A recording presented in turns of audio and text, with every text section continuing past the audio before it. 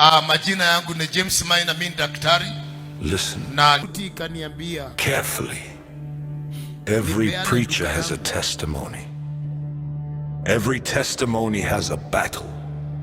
And every battle begins with a decision. Before the crowds, before the microphones, before the church services, there was another chapter. One filled with struggle, one marked by hardship, one that, according to Pastor James Mainananga's own public testimony, included years spent in prison before his life changed. Some people are born into comfort. Others are born into survival.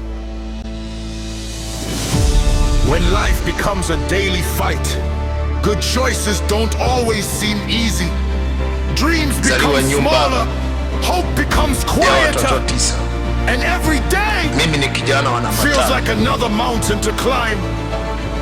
Na wasichana wawili, vijana ni 7 na wasichana ni wawili. Wanaamka, hakuna hakika wa kesho. Unaangalia mbele, lakini huoni mwanga. Only questions, only pressure, only another day trying to survive. No one is born hoping to become known for their mistakes, but life can pull people toward roads they never imagined. Sometimes one wrong choice becomes another, then another. Sometimes one wrong choice becomes another, then another, until turning back feels impossible. According to his own testimony, those decisions eventually led him into prison. Steel doors, concrete walls, locked gates, a place where time moves, but life seems frozen. Inside those walls, every morning sounded the same. Every night felt the same. Questions echoed louder than voices. Will life ever change? Will anyone remember me? Can God still see me here? Outside, the world kept moving. Families laughed. Children grew. Cities changed. But behind bars, every hour felt heavier. Every mistake felt larger. Every memory became impossible to escape. Sometimes the hardest prison is not the one built with iron.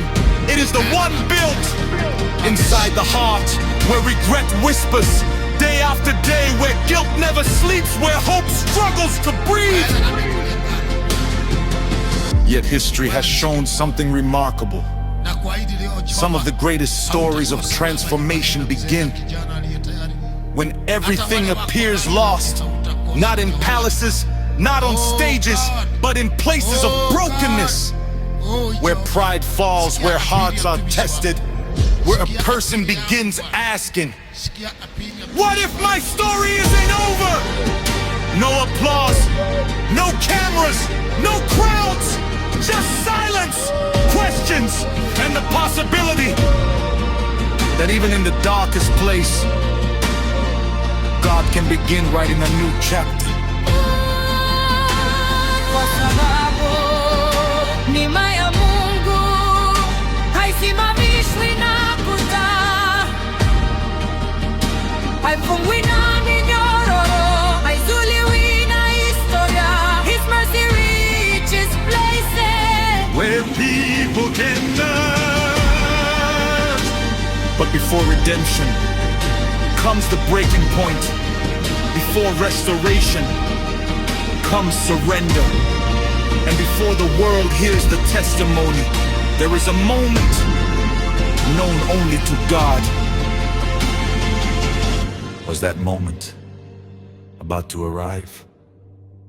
Or would the past remain the future? The answer was closer than anyone imagined.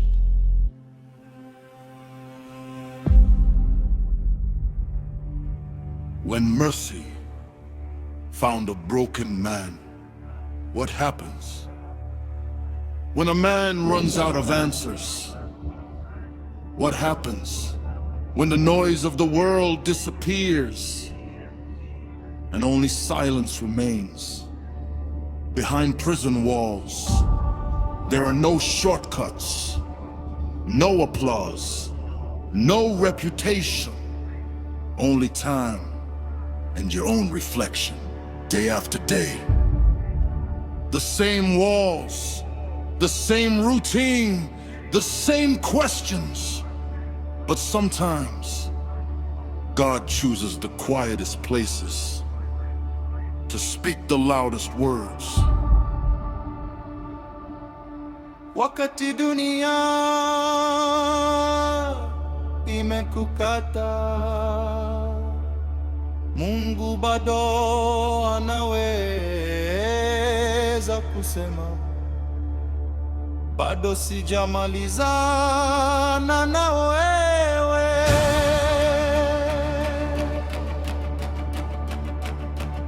According to Pastor James Mainanganga's public testimony, his life began changing during that difficult season.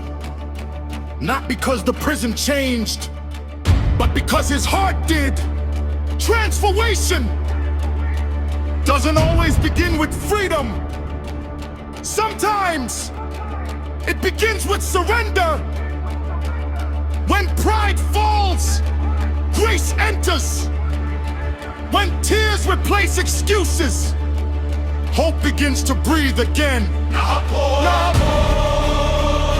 Hakuna anayejua kile Mungu anaweza kufanya na moyo uliovunjika. Because the greatest miracle is not changing a situation, it is changing a soul. One prayer can become the beginning of a lifetime. One decision can redirect an entire destiny. One moment with God can erase years of hopelessness. Mercy doesn't ask where you've been. Mercy asks, are you willing to begin again? Forgiveness doesn't rewrite history, but it rewrites the future.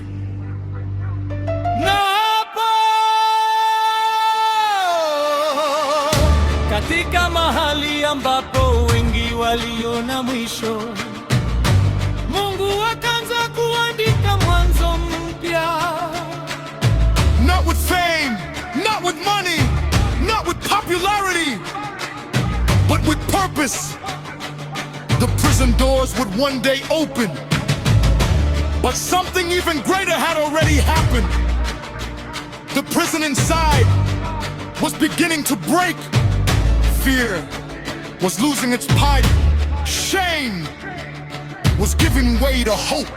Some people leave prison still carrying chains. Others leave carrying a testimony.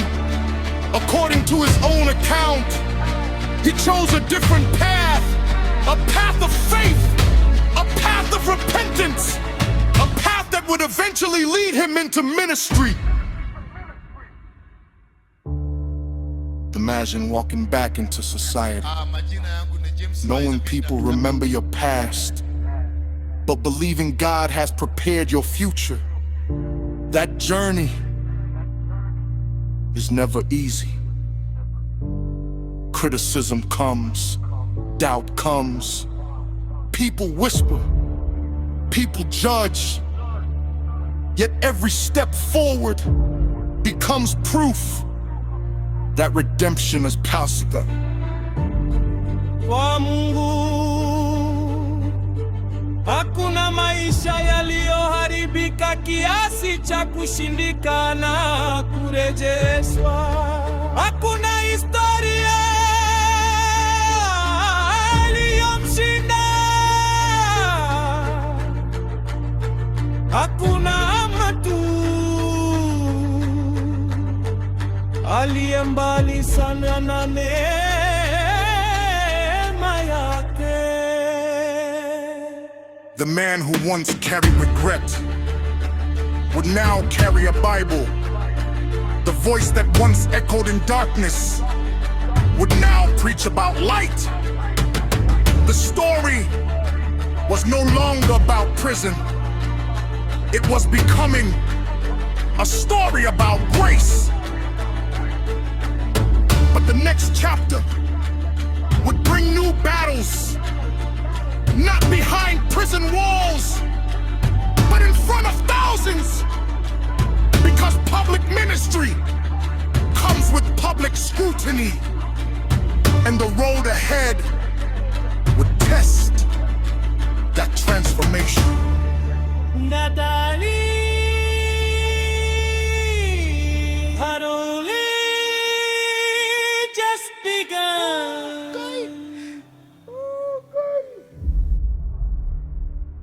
Every great story leaves a question behind. Can a broken life become a blessing to others? For Pastor James Mainanganga, the next chapter was not about his past. It was about his purpose. From prison to preaching, from rejection to restoration, from silence to a voice heard by thousands. Hapandishi mutu kwa bahati, wanamwanda kupitia majaribu. Every scar Became part of the testimony. every struggle, Became a lesson. every failure, Became a reminder. that grace is greater than yesterday. As his ministry grew, he founded Neno Evangelism Centre, a place where people gathered to worship, to pray, to seek hope, to hear the message that no one is beyond God's mercy.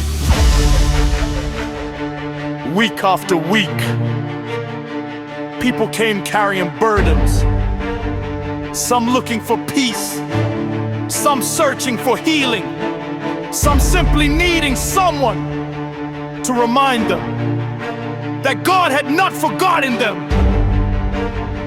Many supporters have shared testimonies of answered prayers, healing and transformed lives through the ministry, while others have viewed such claims with skepticism.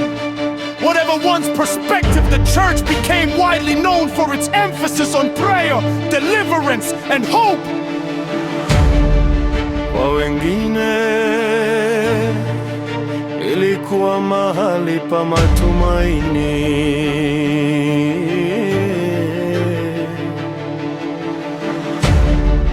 kwa wengine mahali pa mwanzo mpya.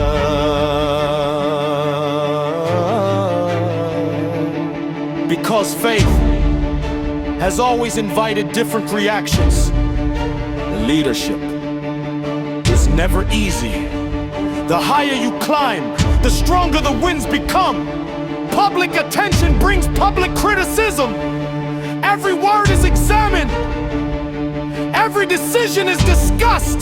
Yet leadership also means continuing to serve, even when the journey is difficult. A true testimony is not that life becomes perfect. It is that faith continues, even through imperfect seasons. Years passed, congregations grew, sermons spread across television, social media, and beyond Kenya's borders. One message remained consistent: God can restore, God can forgive, God can give a person a new beginning. Maybe that is why stories of redemption never grow old.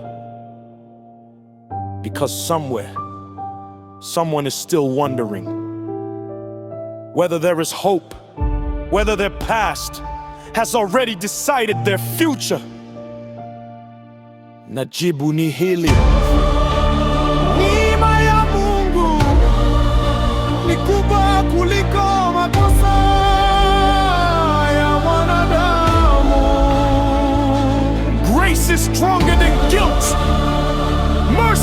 louder than shame. Hope is greater than fear. Whether you are rich or poor, known or forgotten, celebrated or rejected, the evocation remains the same. Come, believe, begin again. The greatest miracle is not fame, it is a changed heart. The greatest victory is not applause, it is a life transformed. And the greatest testimony is a Brayson who discovers that God can write a new ending to a story the world had already given up on. Your past does not have the final word. God does. Every soul